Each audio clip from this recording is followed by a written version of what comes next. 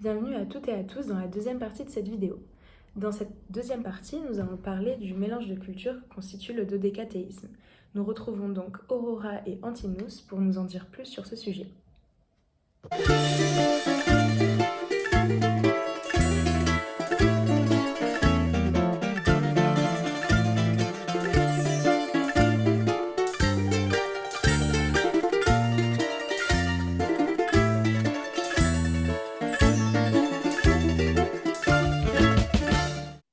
Et donc, l'hellénisme, est-ce qu'il est seulement composé de la culture grecque ou il a subi d'autres influences, d'autres cultures? Alors, l'hellénisme moderne, on se retrouve avec des fois des influences avec la culture égyptienne, beaucoup même. Voilà, l'ère ptolémique, hein, c'est c'est la raison pourquoi. Et aussi de la culture sud-italienne, donc romaine. Parce que en fait, selon qui va être reconstructionniste, alors je parle des reconstructionnistes, il y a ceux qui vont s'arrêter à une période. Ils vont dire, bah, nous, on se base que sur l'ère classique et on ne va pas plus loin. Donc, tout ce qui est conquête romaine et tout, ils abandonnent, ils ne cherchent pas à comprendre. Et ils considèrent que la Grèce, c'est finalement l'Attique, quoi, c'est limité à l'Attique. Il y en a qui vont considérer que leur structure religieuse va se baser essentiellement sur la période hellénistique, donc ça veut dire assez tardif, etc., etc. Et il y en a d'autres, un peu comme moi, qui considèrent que toute influence de la Grèce de l'époque donc mycénienne, enfin minoenne, jusqu'à l'époque, la chute de Rome est importante. Donc, on va avoir des influences qui vont se faire des Grecs, des Romains, des Perses, Alexandre le Grand, hein, toute la conquête. Par exemple, moi, je considère Alexandre le Grand comme un Grec, alors que certains reconstructionnistes considèrent Alexandre le Grand pas comme un Grec, comme un Macédonien, mais séparé de la Grèce totalement, quoi. C'est comme séparer les Perses ou séparer les Romains ou les Étrusques. Il sépare totalement. Alors que pour moi, c'est au contraire. Voilà, il a fait la conquête de la Grèce actuelle, il est allé jusqu'en Inde, donc il a eu une influence énorme et donc toute l'interaction avec les cultures mésopotamiennes, tardives, etc., avec la Grèce moderne, doit automatiquement se retrouver dans l'hellénisme moderne, et donc les Romains aussi, puisqu'on va retrouver, par exemple, je donne un exemple assez typique, mais par exemple, le dieu Priap est à la base donc la région turque actuelle. C'est une divinité turque à la base, que les Grecs ont récupérée, mais ils ne l'ont pas trop développée. Et c'est les Siciliens, donc les Grecs de Sicile, qui ont développé son culte jusqu'à ce que les Romains le développent encore plus, avec plein de superstitions autour de son pénis. Ça protège des mauvais sorts, ça protège des machins. Et donc là, finalement, pour moi, dans cette optique-là, c'est que, bah, en fait, c'est passé par les Grecs. Donc automatiquement, c'est normal que la divinité de Priape soit représentative de mon hellénisme. Comme Cybèle, par exemple, hein, pour donner un autre exemple avec Cybèle, qui est pareil, qui est de période turque et qu'on retrouve chez les Grecs et que les Romains ont récupéré, ont ajouté plus de culte, mais l'idée, c'est qu'on va, enfin, en tout cas, moi, je ne les mets pas de côté, alors que certains dodécathéistes vont les mettre de côté pour des raisons période historique ou juste, en fait, non, ils ne sont pas grecs. Donc, enfin, généralement, je me fous de leur gueule, enfin, je me moque d'eux en disant, bah, si c'est le cas, Athéna, c'est pareil parce qu'elle est libyenne, hein. Donc, à l'origine, elle est libyenne. Donc Athéna, c'est pareil, vous devez l'enlever. Donc voilà, donc je pense que moi personnellement, dans ma pratique, dans les gens avec qui je discute souvent, on considère que la culture grecque comprend la Grèce antique et tous les territoires qu'ils ont conquis avec Alexandre le Grand. Et donc ça veut dire la Sicile, le sud de la France, la côte Barcelone, par exemple, ça a été aussi un comptoir grec. Les Cathares, parce que les Cathares sont aussi, même si c'était une culture complètement différente des Grecs, ont eu une influence des Grecs, ils se sont influencés un et l'autre. Donc, les Romains, etc., tout ça sont finalement les Cathares sont des Cathares, hein, ne sont pas des Hellènes, mais ils ont une influence commune. Donc, s'inspirer des Cathares sur certains points qui manquent historiquement des Grecs. Par exemple, certaines divinités, on sait que les Grecs avaient, mais on n'a aucune documentation dessus. Mais qu'on a de la documentation chez les Cathares, bah oui, on va s'inspirer, voir comment ils font. La logique antique est toujours la même. Voilà. Et après, bon, là, on n'est plus dans du reconstructionnisme, mais dans la supposition. mais c'est acceptable parce qu'on n'a aucune source jusqu'au jour où un archéologue balance, trouve quelque chose et à ce moment-là, on modifie tous nos rites parce qu'on a enfin quelque chose qui montre comment c'était fait exactement à l'époque. L'hellénisme, est-ce qu'il est seulement composé de la culture grecque ou il a subi d'autres influences culturelles? Il y a d'autres influences. Hem, D'un point de vue historique, tout simplement, déjà, il y a l'influence romaine, de base. Et via l'expansion de Rome, par exemple, en France, on a retrouvé des divinités gréco-romaines jusqu'en Bretagne, jusque dans le nord, jusque même en Belgique, on en a.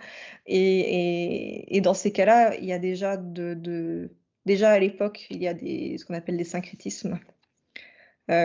Soit des syncrétismes purs où ce sont, des divinités grecques, gréco-romaines qui sont identifiées avec des divinités locales, ou tout simplement des manières de faire qui sont locales et qui vont être adaptées au panthéon, gréco-romain. Et j'oublie même, je suis partie du coup sur l'exemple de l'Ouest, mais l'Égypte était grecque pendant longtemps, donc il y a aussi des influences gréco-égyptiennes.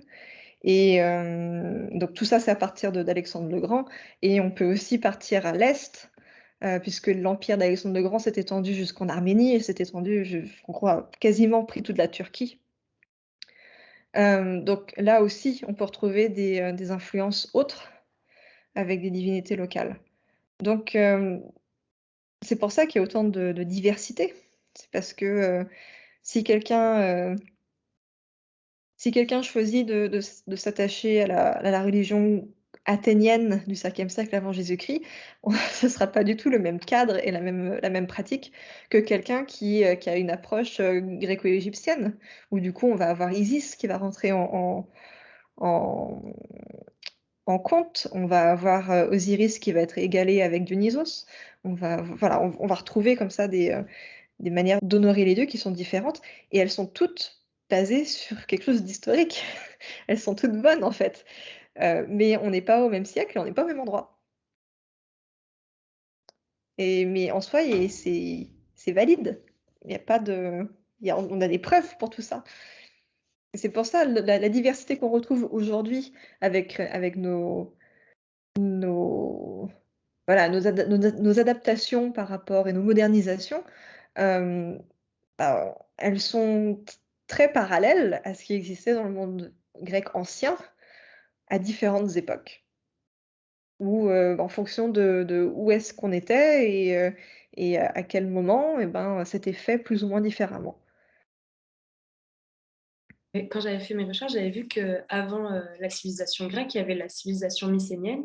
Et Mmh. je me demandais, est-ce qu'il y a des divinités de la civilisation mycénienne qui sont restées dans la civilisation grecque? Il me semble que j'avais trouvé Poséidon, mais je ne suis pas sûre. C'est ça, ouais. Ouais. Poséidon, en fait, alors, à l'époque, c'était même le compadre, enfin le mari de Gaïa à l'origine. C'est pour ça que c'est un tremble-terre, c'est celui qui provoque les tremblements de terre. Il y a Zeus, le fait que dans la mythologie, Zeus est né en Crète montrerait qu'il est à l'origine, mycénienne. Artémis d'Éphèse, parce que si on prend une statue d'Artémis d'Éphèse et une statue d'Artémis attique, on voit qu'elle est complètement différente. Artémis attique, elle a l'arc, c'est la chasseresse, alors que Éphèse, c'est celle avec plusieurs seins, assez droite comme ça, avec les mains tendues, et plusieurs seins, une couronne, etc. Et en fait, cette Artémis d'Éphèse, qui est en fait la déesse des Amazones à la base, aurait une origine crétoise et donc mycénienne et minoenne. On va retrouver pas mal de divinités minoennes en fait qui ont été intégrées et d'autres qui ont été un peu transformées en démons. Enfin, démons, je mets des parenthèses, mais en monstres, par exemple le Minotaure. Par exemple, le Thésée et le Minotaure, le mythe de Thésée et le Minotaure montre symboliquement la guerre entre les Crétois et les Attiques et les Grecs, et le fait que les Grecs ont gagné cette guerre-là. Et parce qu'à la base, pour les Crétois, le taureau était une divinité, n'était pas un démon, pas un monstre, était une divinité. Et on retrouve par exemple cette divinité avec tous les attributs, mais en opposition chez les Égyptiens avec Hathor. Chez les Minoens, c'est un taureau. Chez les Égyptiens, c'est une vache. Chez les Minoens, ils représentent tout ce qui est lunaire, etc. Chez les Égyptiens, c'est le solaire. Mais par contre, les deux sont la fertilité, sont la joie de vivre. Enfin, il y a une blague avec Stargate autour de. C'est la déesse du sexe, du rock, enfin, de sexe, drogue et rock'n'roll. C'est Hathor. Bah, c'est exactement ça. C'est la même chose pour le dieu Minotaure. Et eux ont été un peu transformés en monstres, mais sinon, beaucoup ont été intégrés. Athéna, qui est de Libye, par exemple, qui est devenue même la déesse principale de la cité, la cité capitale des Grecs. Donc il y a pas mal de divinités qui sont très anciennes. Après, il y a les divinités un peu plus récentes, importées. Et ça, l'avantage des Grecs, c'est qu'ils disaient que ça soit dans le mythe où ils sont nés, par exemple, telle divinité est née à tel endroit, ou bien dans leurs écrits, ils disent telle divinité vient de tel endroit, par exemple Cybèle, à nouveau, Priape ou autre qui venaient de l'étranger. Euh, ou par exemple chez les Romains, bon, on est plus chez les Grecs, mais les Romains avec Isis, le culte d'Isis qui a été importé, ils ont dit Isis est égyptienne et pas romaine. Donc c'est ce que j'apprécie énormément de la période hellénistique, en tout cas des Hellènes, c'était qui répertoriaient tout, quoi. Ils disaient bon, tiens, on l'accepte, on va le prier, mais on sait qu'il est de telle origine et on vous le dit, hein, c'est de telle origine, mais on va le prier et ça, on en fait même notre déesse principale. Non, bon, d'accord. Et c'est intéressant du coup parce que ça veut dire que vraiment cette religion, c'est vraiment une création humaine, quoi. C'est quelque chose de... C'est ça. Les uns C'est avec ça. les autres, c'est ça qui l'a créé, quoi.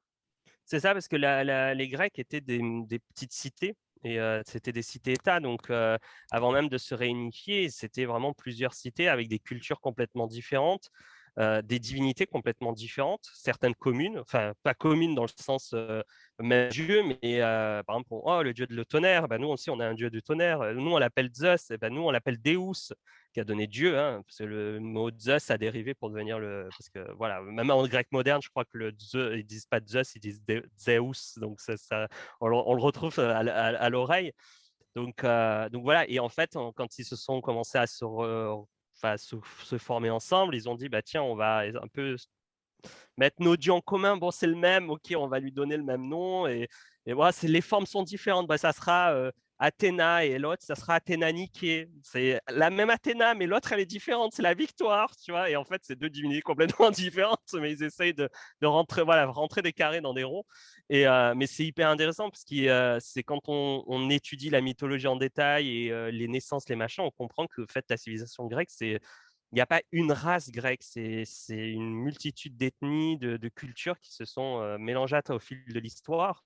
Et qui, en fait, c'est un schéma qu'on va retrouver chez les Égyptiens, on va retrouver chez les Perses, euh, chez les Romains, hein, je veux dire, enfin, à tel point qu'il y a eu un César qui était d'origine africaine. Donc, ça, beaucoup de gens l'oublient. Hein, donc, c'est quand même assez impressionnant de voir à l'époque que toute une civilisation se fondait sur, certes, des colonies, hein, on fondait des colonies, mais aussi un mélange culturel pour essayer de fonder quelque chose de commun en disant on est tous ensemble, quoi. Et ça, c'est quelque chose que j'aime bien philosophiquement parlant, l'idée qu'on peut être différent, mais ça ne veut pas dire que moi, je ne pourrais pas prier ton Dieu, puisque ton Dieu est peut-être supérieur au mien, enfin, dans la, dans la vision antique, mais en gros, où il m'apporte quelque chose qui manque. Par exemple, dans ma culture, dans ma croyance, il me manque voilà, le dieu de la technologie, j'invente un truc, quelqu'un débarque avec un dieu, il s'occupe de l'électricité et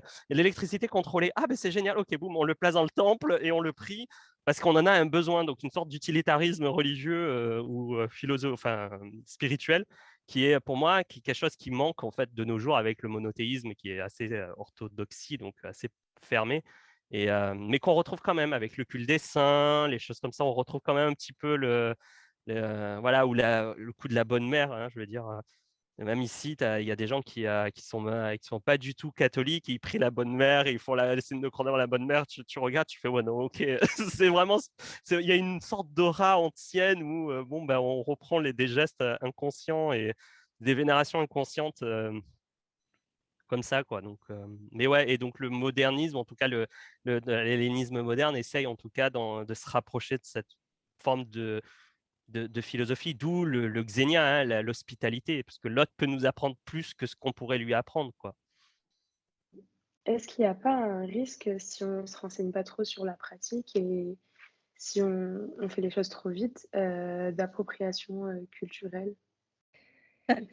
Question compliquée. Si, hem, mais alors ça dépend, comment dire? Le problème de l'appropriation culturelle, dans ce cadre-là, c'est comment est-ce qu'on la définit et qui la définit? J'ai entendu plein de gens dire que dans la mesure où la Grèce est un pays, heu, blanc d'un point de vue américain, qu'on peut pas approprier la culture grecque. Ça, c'est quelque chose, en tout cas, dans les cercles anglo-saxons et américains qui se retrouvent régulièrement. Si on pose la question à un Grec, et souvent, ils vont vous dire oui, qu'il y a un risque. Et donc quand on n'est ni l'un ni l'autre et qu'on est ni dans un contexte ni dans l'autre, c'est très difficile de savoir répondre à cette question-là parce qu'il y a une grande différence de point de vue en fonction tout simplement du contexte dans lequel on est. Moi, j'ai envie de vous dire que oui, il y a toujours un risque. Il y a toujours un risque dans la mesure où, quand on comprend pas une culture, on peut pas faire les choses correctement. La formulation de votre question est compliquée parce que vous allez avoir des réponses différentes en fonction du contexte dans lequel la personne vit et de la popularité d'une opinion sur une autre autour d'elle. En fait, déjà, le mot appropriation culturelle, le problématique, c'est qu'il n'y a pas de définition réelle fixée, en tout cas solide. Donc, une appropriation culturelle, par exemple, musicalement parlant, est considérée positive parce que ça veut dire qu'on réadapte des sonorités, etc., etc. Alors que social, c'est négatif. Donc, déjà, on n'a pas de définition fixe, c'est assez casse-pied. Après, moi, en tout cas, je considère que dès le moment où soit on vit dans le lieu qui a été, donc, soit on a des ancêtres, soit on a vie dans un lieu, il est normal de prier les divinités, soit les divinités du lieu, soit les divinités de nos ancêtres. Enfin, moi, test ADN à l'appui, je sais que j'ai des origines grecques, même antiques, parce qu'avec l'archéologie génétique, on peut savoir aussi maintenant, par exemple, on descend de telle ou telle personne, ou par exemple, je sais que en Crète, donc il y a une nécropole et ma mère descend littéralement d'une personne qui est enterrée dans cette nécropole, ce qui est assez rigolo. Mais donc voilà, je sais que génétiquement, j'ai des liens. Mais au-delà de ça, je pense qu'il y a ce côté, donc les ancêtres, mais il y a aussi le lieu. Si on vit dans un territoire qui est habité par les dieux de ceux qui ont fondé ce territoire ou de la société qui est présente, il est normal de les prier.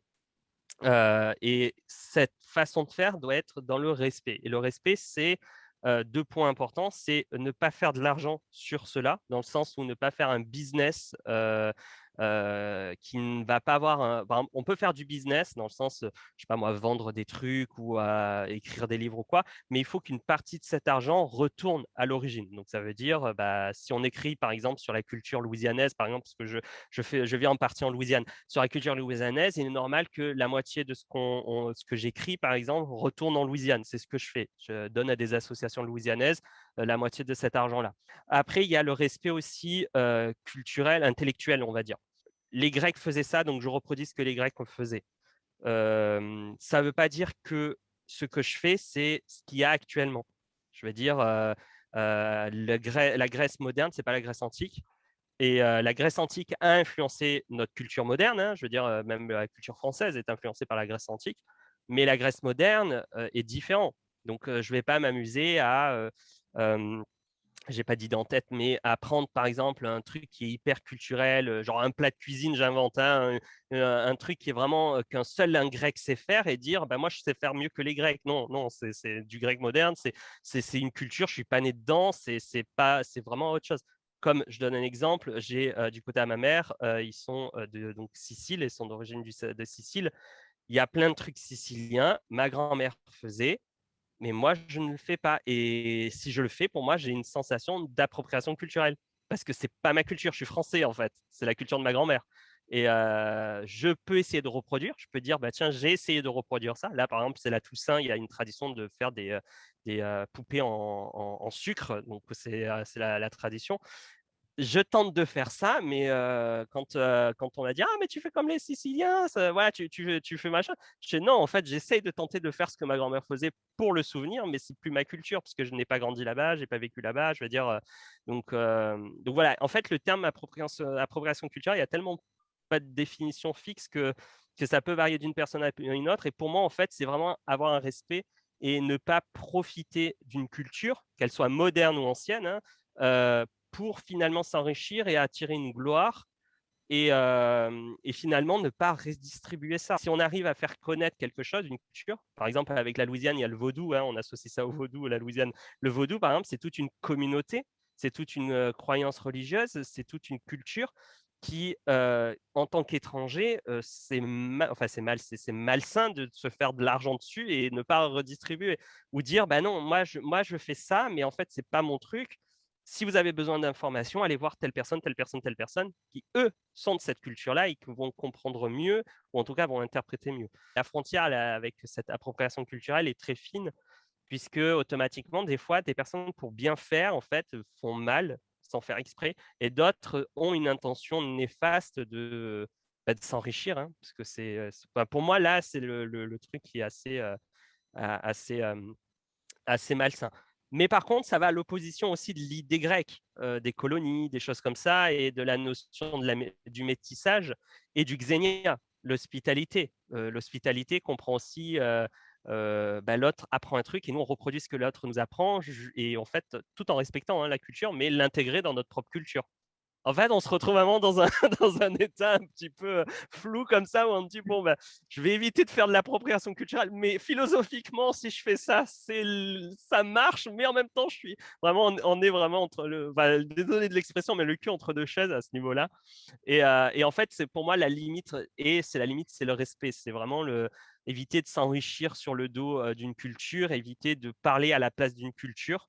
Ça aussi, parler à la place, dire, enfin prendre l'avant et être public, par exemple, dire: «Ah, mais moi je sais», et qu'on connaît quelqu'un qui connaît mieux et qui n'arrive pas à percer, par exemple, parce que la personne elle a pas la communauté, elle a pas machin. Bah, pour moi, ça, c'est malsain, sachant que c'est pas notre culture, alors que l'autre, c'est sa culture. Au contraire, il faut pousser la personne à en parler, etc., etc. Mon ami qui est grec, je lui ai dit: «Bah, pourquoi tu fais pas des vidéos sur YouTube, tu fais pas Instagram?» Et il me dit: «Mais jamais de la vie». Il fait: «Moi, c'est les dieux et moi, et j'ai pas envie que ma famille soit au courant parce que, bah, voilà, orthodoxe, c'est plus, donc voilà». Il me dit: «Non, non, non, je veux pas». Voilà, il a 50 ans, hein, je veux dire, c'est pas c'est pas un genou, hein, ça fait depuis l'âge de 20 ans qu'il est dans le dodécathéisme. Il veut pas en parler avec les autres, il m'en parle avec moi parce que, bon, on a sympathisé, on a des trucs en commun, donc voilà. Mais voilà, et je le pousse, hein, chaque fois je le pousse, parce que chaque fois il me donne une info, je fais: «Est-ce que je peux en parler?» Il me dit: «Oui, tu peux en parler à ta communauté, aux gens autour, machin». J'ai fait: «Ouais, mais moi je me sens mal à chaque fois parce que c'est toi qui me donne le trait». Alors je dis: «Oui, alors machin, il m'a dit, Démétrie, il m'a dit ça, il m'a dit ça». Et le truc, c'est je le pousse à chaque fois parce que, bah, c'est ça l'idée, c'est que l'appropriation culturelle, c'est comme la propriété intellectuelle, hein, c'est le même principe, hein, c'est que euh, on cite une source, on dit voilà, la source vient de là, je comprends, bah, c'est un peu la même chose. Là, telle est la source, telle est la chose, mais si le jour où cette source veut exister, bah, il faut laisser la place à cette source-là. Ok. Et est-ce qu'on peut retrouver des divinités similaires alors, au cours du temps? Des divinités en commun ou de nouvelles divinités? Par exemple, est-ce qu'on peut retrouver des divinités équivalentes mais dans une autre culture? Ou est-ce qu'il y a des divinités qui peuvent se retrouver dans différentes cultures, mais ce sont les mêmes? Alors, on peut retrouver des divinités équivalentes, et c'est souvent ce que les anciens faisaient, c'est-à-dire qu'ils arrivaient à un endroit et puis, ils voyaient les divinités locales et puis ils se disaient: «Ah bah tiens, ça ressemble beaucoup au nôtre». Hem Et ils vont donner le nom des divinités locales. En fait, ils vont pas nous donner le nom des divinités locales, ils vont donner le nom qu'eux ont attribué à la divinité. Donc, par exemple, si on parle dans un exemple grec de Dionysos, quand les Grecs ont été en contact avec les Thraciens, donc, c'est le nord de la Grèce et puis, le sud de la Bulgarie, hem et bah, au lieu de dire, Sabazios, et bah, ils vont dire Dionysos. parfois on retrouve les deux. C'est comme ça qu'on sait que c'était l'un et l'autre. Mais en soi, c'est bien possible que Sabazios c'était son propre dieu, voilà, qui était propre aux Thraciens, mais comme il avait qui ressemblait à Dionysos sur certains points, et ben on a dit Dionysos. L'autre exemple thrace, c'est Artémis qui a été égalée avec la déesse Bendis, et qui était suffisamment importante pour que les Athéniens l'aient adoptée plus tard. Avec syncrétisme pur dans le sens où le nom de la déesse Thrace est devenu une épiclèse d'Artémis. Voilà. Et donc, ça s'appelle, quand les Romains le font, c'est l'interprétatio Romae. Et quand les Grecs le font, c'est l'interprétatio Graecae. Et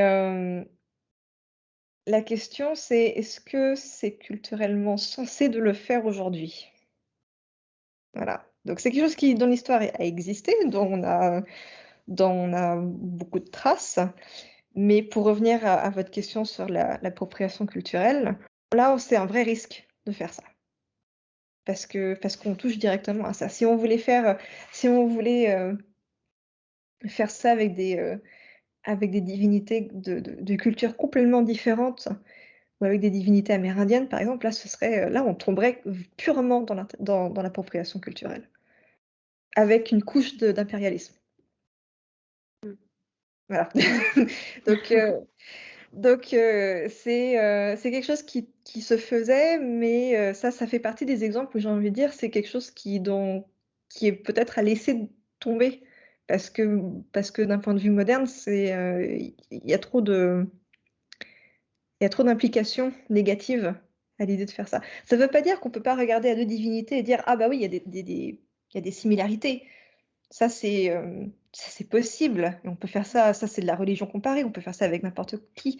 Mais pousser ça jusqu'à dire tel dieu, en fait, tel dieu local en Inde, c'est en fait notre dieu à nous, grec, là, on tomberait dans un discours qui est dangereux, ou qui peut être dangereux. Le problème sous-jacent, en fait, c'est d'oublier qu'il y a une culture derrière, et qu'il y a des gens. Et est-ce que c'est respectueux d'effacer toute une culture et toute une histoire en disant non, en fait, ça, c'est notre dieu à nous. C'est juste que vous avez voulu donner le mauvais nom. Voilà. Justement, je voulais vous demander s'il y avait un lien entre le néopaganisme et la politique. Énorme. Il y a un lien énorme. Et c'est un lien qui est historique, c'est-à-dire que le néopaganisme est né de mouvements politiques. Et pas des bons mouvements politiques. Toute la question, c'est, tout en étant conscient de ça, comment faire pour essayer de s'en débarrasser. Et enfin, ouais, là, c'est épineux parce qu'on retrouve dans le néopaganisme de toutes les couleurs politiques. Et certains groupes souvent les groupes vont avoir des affinités politiques plus que d'autres. Et d'où l'intérêt parfois de rester solitaire. Et d'où la difficulté aussi pour certaines personnes de trouver des groupes qui leur conviennent, tout simplement, surtout pour les minorités. Et ouais, des exemples grecs, il y en a quelques-uns qui sont rarement neutres d'un point de vue politique. Il n'y a pas toujours, mais il y a souvent une poussée nationaliste aussi, ou une sorte de réaction par rapport à... Pour la Grèce, en tout cas, il peut y avoir une réaction par rapport à l'Église orthodoxe qui est très présente et très importante et très forte en influence. Ouais, il y a souvent un lien politique d'un point de vue historique, d'une part, c'est un héritage avec lequel il faut savoir jongler. En tout cas, il faut en être conscient. C'est important surtout d'être éduqué sur le sujet et de savoir où est-ce que ça vient. et d'autre part, dans le contexte moderne, de connaître les affinités politiques de tel ou tel groupe qui peuvent être plus ou moins présents ou plus ou moins publics par rapport à notre représentation en tant que dodécatéiste. Euh, ouais, c'est quand on est juste quelqu'un de solitaire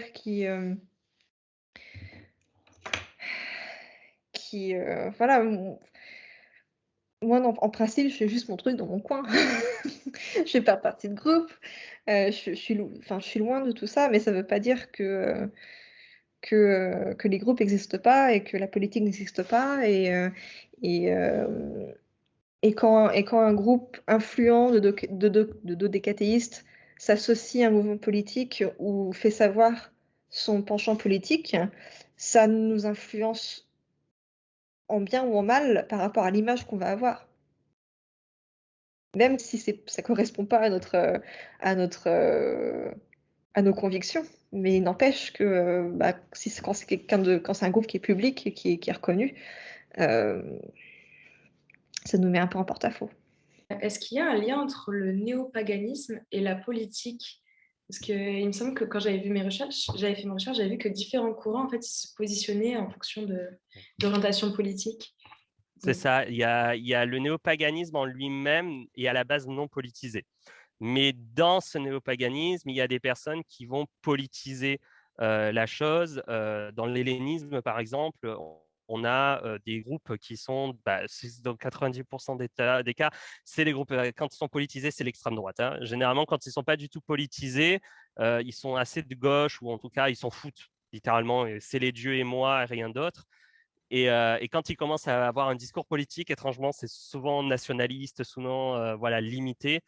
Et qui s'éloigne beaucoup des philosophies de l'Antiquité quand on prend du recul, honnêtement. Des fois, je vois certains trucs. En Grèce, hein, je veux dire, YSE, ils font pas mal de choses. Et pourtant, je connais quelques personnes, je les suis plus ou moins. Je vois quelques personnes, je vois que même leur discours est très politisé et de droite, nationaliste. Et non, c'est des discours qui sont même pas appuyés philosophiquement par l'Antiquité. Donc, c'est juste, j'allais dire un gros mot, mais c'est juste des personnes qui veulent s'excuser, qui utilisent la religion pour excuser. Donc, oui, il y a des gens comme ça. On va le retrouver par exemple chez les Asatrus, donc les Nordiques, nordisants, ceux qui croient aux dieux nordiques. On va retrouver des groupes politisés à droite, nationalistes, même en France. Hein. Généralement, un vrai néo-païen croyant, un vrai croyant néo-païen va éviter ce genre de groupe, va éviter de politiser la religion.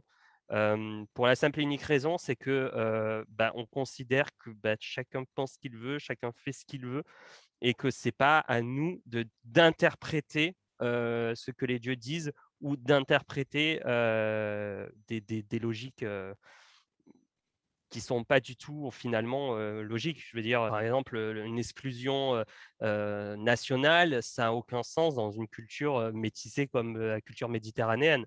Enfin, pour moi, c'est complètement aberrant. C'est complètement à l'opposé, quoi. Il faut dire ce qui est. Hein. Le plat national de Marseille, c'est le couscous. Hein. C'est plus la bouillabaisse. Donc, ça veut tout dire. Je veux dire, à un moment donné, on est très métissé, on est très mélangé. Toute notre culture est métissée. Notre langue est latine, mais notre façon de penser est grecque. Je veux dire, rien que ça, on mélange pas le grec et le latin quand on écrit, on invente des mots, mais dans notre culture entière, on est mélangé.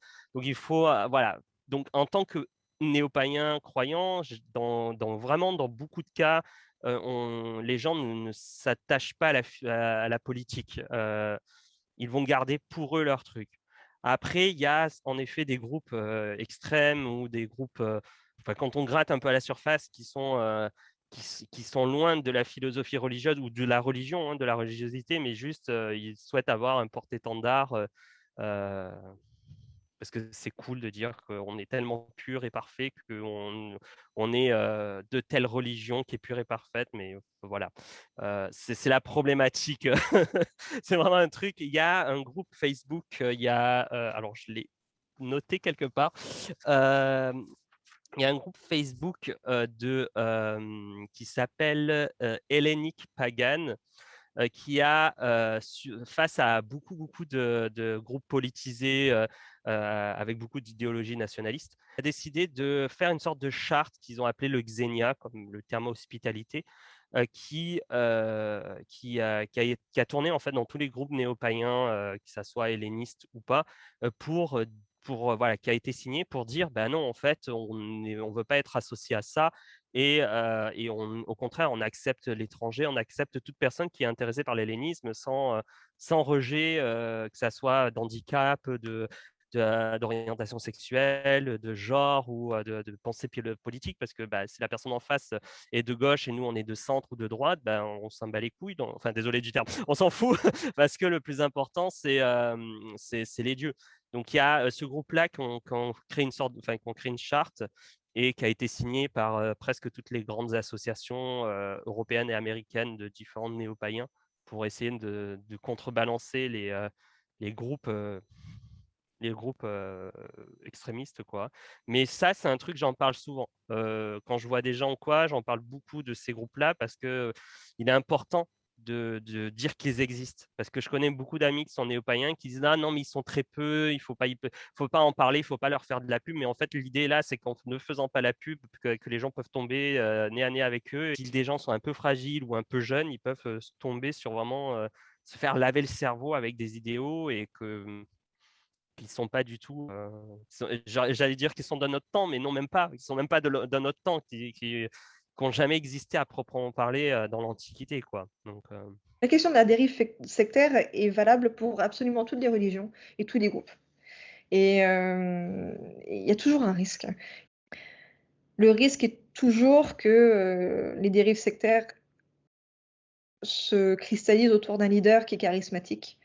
Et quand en plus on parle d'une religion qui est très éclatée, l'idée d'avoir quelqu'un qui guide, comme un leader charismatique, peut être très séduisante pour certaines personnes qui savent pas justement naviguer, qui ont du mal à faire des recherches, ou alors qui sont mal, qui n'ont pas forcément les moyens autour d'eux pour faire les recherches, etc., etc., etc. Donc il y a toujours un risque parce que comme les gens sont isolés et que l'information n'est pas forcément facile à trouver, ben, quand quelqu'un vous propose, bah tiens, moi j'ai la réponse, venez, ça, bah oui, ça marche. Mais voilà, je connais pas d'exemple récent en tout cas, mais oui, le risque est présent, évidemment. Super. Ben, c'est super gentil d'avoir répondu à mes questions. Je pense que j'ai fait le tour. Si tu as des trucs que tu veux me dire ou je sais pas. la seule chose vraiment, si les gens sont intéressés par le néopaganisme et surtout le reconstructionnisme, moi, c'est un conseil que je leur donne beaucoup aux gens, enfin que je donne toujours aux gens, c'est de lire. Pas lire des livres modernes, mais lire les bases. Par exemple, l'Antiquité grecque, on a énormément d'écrivains de l'Antiquité qui ont écrit sur leur culture, qui ont écrit sur leurs mythes, sur leurs légendes, sur leurs croyances, sur leurs pratiques. C'est un truc que je recommande. Il y a un livre qui a été publié il y a l'année dernière ou il y a 2 ans, ça s'appelle Tout Homère, c'est toute la compilation de tous les textes d'Homère par les belles lettres. Rien que ça, si vraiment les gens sont intéressés, qu'ils lisent que ça, ils auront déjà plus d'informations et de connaissances que n'importe quel livre moderne qu'ils pourraient acheter sur le domaine. Ça, c'est vraiment le truc. Lisez. Là, je parle directement aux gens, là, mais lisez des trucs de l'Antiquité, des pièces de théâtre. On ne s'en rend pas compte le nombre d'informations qui peuvent être transmises religieusement parlant, hein, des rites et des gestes dans les pièces de théâtre de l'Antiquité. Il ne faut vraiment pas se limiter à ça. Et en plus, l'avantage, c'est qu'ils sont gratuits. Enfin, on peut aller sur n'importe quel site j'oublie les noms officiels, mais des sites d'e-book légal. Ils sont gratuits parce qu'ils sont dans du domaine public. Donc, il faut en profiter. Et c'est bon pour le porte-monnaie. Le plus gros conseil, c'est d'être critique par rapport à tout ce qu'on lit, tout ce qu'on voit. Et je sais que c'est séduisant pour beaucoup de personnes de juste vouloir plonger tête première dans un groupe parce qu'il y a un sens de communauté ou parce que ça paraît plus facile. Mais le piège, c'est effectivement de se retrouver dans des situations où, qu'on n'avait pas forcément prévues, ou de se retrouver, après, même sans parler de danger, juste de se retrouver avec des gens qui, en fait, parfois savent moins qu'on ne le pense. Et, je sais que c'est compliqué, que c'est dur de se dire je vais mettre du temps et d'investir du temps dans la recherche, dans la lecture et dans mettre du travail, en fait, dans l'idée d'apprendre. Mais c'est important pour pouvoir aussi juger l'information qu'on donne ou qu'on a d'autres personnes. Et c'est ça, je reviens à ce que je disais par rapport à il y a beaucoup d'informations qui sont bonnes, mais c'est tout simplement parce que quand on regarde avec une rétrospective de nous, modernes, par rapport à 1000 ans d'histoire religieuse, il y a plusieurs vérités, il n'y en a pas qu'une. Et donc la version que quelqu'un peut nous donner, ça va être une version. Peut-être qu'elle correspond à quelque chose aussi, historiquement parlant, mais si on va pas plus loin, on ne peut pas non plus juste comparer. Et c'est important de pouvoir avoir différentes versions, différents, différents points de vue, et de faire sa propre opinion et son propre jugement avec tout ça. Et si, il y a une question que vous m'avez pas posée qui se pose régulièrement dans la sphère dodécatéiste, c'est que faire des mythes? Parce qu'il y a plusieurs versions. Il y en a qui sont moins agréables que d'autres, qui touchent des sujets qui sont difficiles. Et est-ce que le mythe a une valeur religieuse au même titre que par exemple le Bible avait une valeur religieuse? Et ça, c'est un débat qui n'en finit pas, depuis 2014, je le vois, ce débat revenir constamment, parce qu'il y a des gens qui viennent du mythe, ou qui aimaient les mythes grecs quand ils étaient petits, et c'est comme ça qu'ils s'y sont intéressés, et ils savent pas quoi faire de la multiplicité des théogonies. Est-ce que Dionysos c'est le fils de Perséphone, ou est-ce que le Dionysos c'est le fils de Sémélé? Et c'est juste parce qu'il y a deux théogonies différentes, une théogonie homérique, une théogonie orphique, et ce sont deux mythes complètement différents qui n'ont rien à voir et qui ne communiquent pas. Et bah oui, mais que faire de ça? Comment est-ce qu'on gère ça? Et ça, c'est symptomatique d'un manque de connaissances d'un point de vue historique. Ils ont la culture littéraire, ils savent d'un point de vue littéraire, mais ils savent pas forcément comment les Grecs à l'époque pratiquaient et jouaient jonglaient surtout avec les différentes versions des mythes. Et c'est là c'est pour ça que je dis c'est bien de pouvoir comparer, parce que même rien que dans le contexte de la religion grecque, il y a déjà beaucoup à comparer et beaucoup de multiplicité à explorer. Voilà. Et comment arriver à jongler avec les différents mythes alors? Est-ce que vous avez une réponse ou... La réponse, c'est de savoir sur quelle tradition on se repose d'un point de vue rituel. Donc, par exemple, un festival peut avoir le mythe, en règle générale, il est là pour expliquer quelque chose, pour donner une raison à quelque chose. Donc, si on prend, par exemple, un festival au lieu de s'intéresser à la littérature, on repart sur le rite, on peut avoir un festival qui va être lié à un mythe ou à une histoire. Je prends un exemple. Les Targélia qui sont, en français on dit les Targélies, qui honorent Apollon et Artémis en mai à peu près. Le calendrier est pas solaire. Pausanias nous dit que le festival a été créé par Thésée après une bataille. Donc, on a un mythe, on a une histoire. On sait que Thésée a fait telle ou telle chose, et que de cette telle ou telle chose, on célèbre les Targélies. La question de est-ce que le mythe est vrai n'a pas d'importance. La question, c'est pas est-ce que le mythe a vraiment eu lieu, c'est pas est-ce que Thésée a vraiment été à Athènes ce jour-là et a fait telle ou telle chose. C'est on a un festival qui a été célébré pendant des siècles et des siècles, et dont l'explication, c'est le mythe. Mais qu'est-ce qu'on fait? Est-ce qu'on s'intéresse au mythe ou est-ce qu'on s'intéresse au rite? Et si on s'intéresse au rite, ben, on continue cette tradition de ce festival et qu'on célèbre, et le mythe, il est juste là pour donner une sorte d'arrière-plan, une sorte de paysage. Et je pense que c'est comme ça qu'on règle le problème de la place du mythe dans le rite. C'est il sert à quoi le mythe? Est-ce qu'il est là pour nous pour amuser? Est-ce qu'il est là pour raconter une histoire? Est-ce qu'il est là pour servir une fonction religieuse? Et quand il est là pour servir une fonction religieuse, la véracité n'est pas très importante. Et pour nous, historiens modernes ou juste dans notre mentalité moderne, c'est très dur d'entendre ça parce on s'intéresse, nous, à la vérité. On veut que tout soit vérifié. On veut que quand l'histoire nous dit quelque chose, on veut des preuves.